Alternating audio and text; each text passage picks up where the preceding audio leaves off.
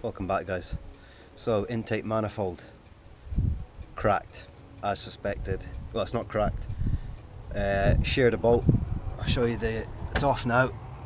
I've got a lot of cleaning of oil to do because obviously this has been leaking for the last 3 years. It's not really oil, it's recirculated gunk basically. Basically half burnt diesel and oil, and it just forms carbon and then starts getting oily and leaky and is a mess. So all the issues that I had, well, I don't know if they're resolved yet, but at least I know that I was right in my thinking. Intake manifold, sheared a bolt, second from the bottom above the oil cooler, which is going to be an absolute pest to drill out, but I'm just going to have to do it. And some of the seal was gone as well. I'll show you the seal. So first of all, I'll show you. No, this is off. Intake manifold's off. Look at this torch going. That's the intake manifold there.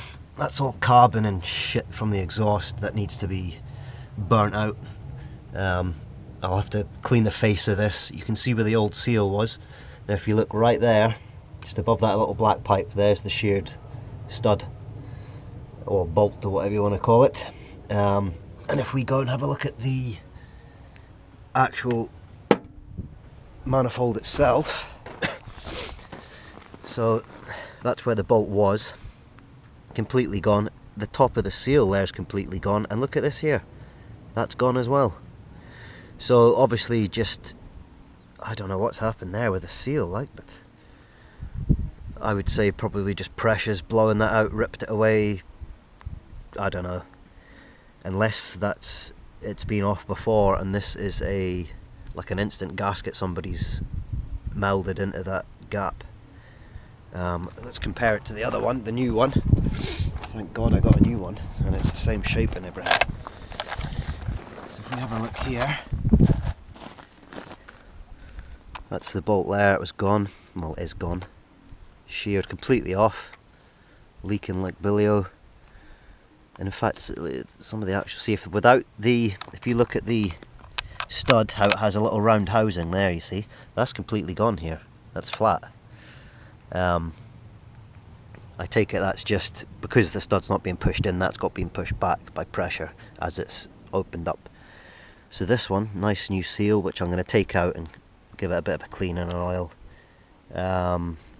Seems to be a bit of a flat spot here on it, but that could be anything really. That's a wasp, get away. Thank God for that, eh? So all these bolts are good. It's the same shape, same style. It was an absolute pain to get this thing out. Probably the worst job I've ever had to do mechanically. I'm not a trained mechanic or anything, but I've been pottering around with cars and bikes and all sorts of machinery for years. And you pick up a few things, it's just, a lot of it's just determination. Just get on and do it and get it done. And you kind of learn as you go. I've got the seal for here. I've got the old and the new one. They're still good. They'll get oiled up and put back on nice.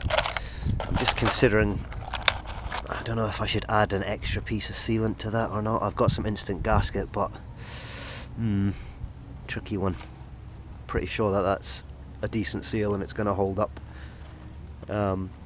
Yeah, I'm so pleased I got that bloody thing out. All that work and all that oily gunking up the whole system for the last 3 years just because of that there. Oh, and this bit here. Damn it. Anyway, so that's good news. So,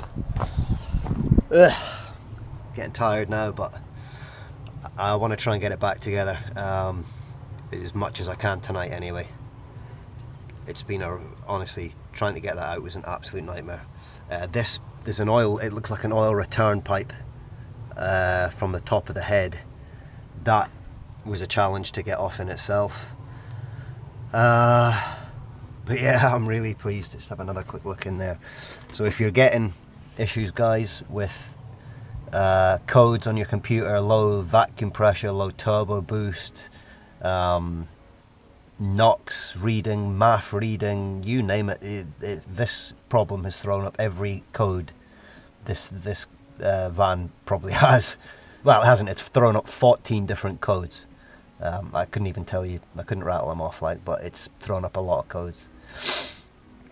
Oh, thank God. There's a little bit of oil. Nah, see, this is the thing.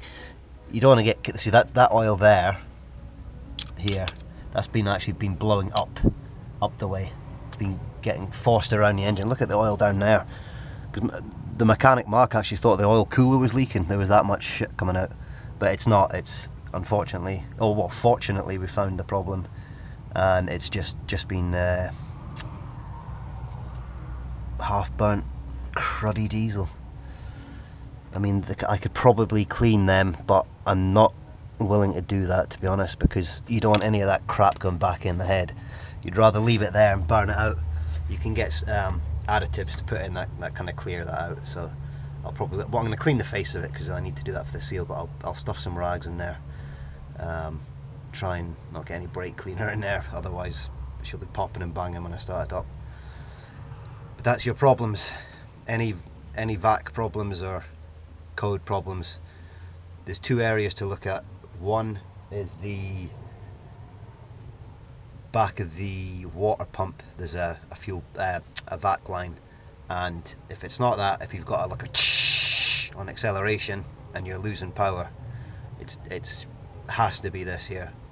But obviously bad design on MB's part, or good design that they shear bolts and they don't actually crack the whole thing, but I mean, you've still got to take the whole frickin' thing out to get into it. So that's that. Hopefully the next video this thing will be put back together. The EML light will be off. I've got a shot of a computer to turn it off, and I'll be dancing with joy. Alright guys, see you in the next one.